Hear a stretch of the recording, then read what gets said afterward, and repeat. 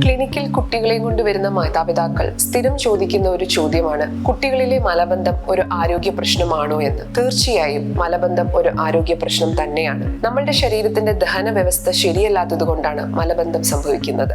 ഇന്നത്തെ കുട്ടികളുടെ ഭക്ഷണ രീതിയും വ്യായാമക്കുറവും ഇതിനൊരു കാരണമാണ്. മലം കട്ടിയാകും തോറും ടോയ്ലറ്റിൽ പോകുന്നത് അവർക്ക് വേദന ഉളവാക്കുകയും ആയതുകൊണ്ട് തന്നെ അവർ അത് വേണ്ടെന്ന് വെക്കുന്ന ഒരു പ്രവണതയും കണ്ടുവരുന്നുണ്ട്. ഇതിനെ നമുക്ക് എങ്ങനെ പ്രതിരോധിക്കാം? ഒന്നാമതായി, വറുത്തതും പൊരിച്ചതുമായ ആഹാര പദാർത്ഥങ്ങളും ബേക്കറി പലഹാരങ്ങളും ക്രീം ബിസ്ക്കറ്റുകളുടെ ഉപയോഗവും നിയന്ത്രിക്കുക. രണ്ടാമതായി, നന്നായി വെള്ളം കുടിക്കുന്നു എന്ന് ഉറപ്പുവരുത്തുന്നതിനോടൊപ്പം ധാരാളം പഴങ്ങളും പച്ചക്കറികളും നാരുകൾ അടങ്ങിയിട്ടുള്ള ഇലക്കറികളും അവരുടെ ഭക്ഷണത്തിൽ ഉൾപ്പെടുത്തുക. കൃത്യസമയത്ത് വിശപ്പിനനുസരിച്ച് ഭക്ഷണം കഴിക്കുന്നതിന്റെ ആവശ്യകതയും മലം പോകുന്നതിന്റെ അനിവാര്യതയും ഇതെങ്ങനെ അവരുടെ ആരോഗ്യത്തിനെ സ്വാധീനിക്കുന്നു എന്നുള്ളതും കുട്ടികളെ പറഞ്ഞ് മനസ്സിലാക്കുക.